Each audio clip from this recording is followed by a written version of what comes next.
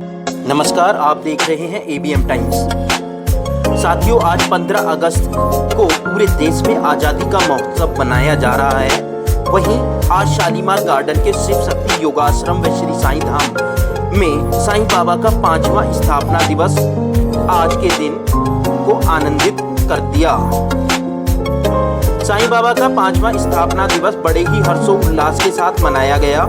पूरे दिन भक्तों ने साईं बाबा की आराधना की तथा शाम को साईं संध्या में सुंदर सुंदर भजन की प्रस्तुति कर भक्तों के मन को आनंदित किया। यहाँ तक कि कुछ भक्त तो साईं भक्ति में लीन होकर नाचने लगे। साईं संध्या का कार्यक्रम बड़े ही सुंदर तरीके से संपन्न हुआ। वहीं मंदिर के पीठाधीश्वर महंत श्री शुक्लपुरी महाराज जी ने सभी भक्तों को आशीर्वाद दिया तथा प्रतिवर्ष साईं भक्तों को ऐसी ही सेवा करने का आग्रह किया तथा अंत में भंडारा प्रसाद के साथ कार्यक्रम सफलतापूर्वक संपन्न हुआ। देखिए एक रिपोर्ट।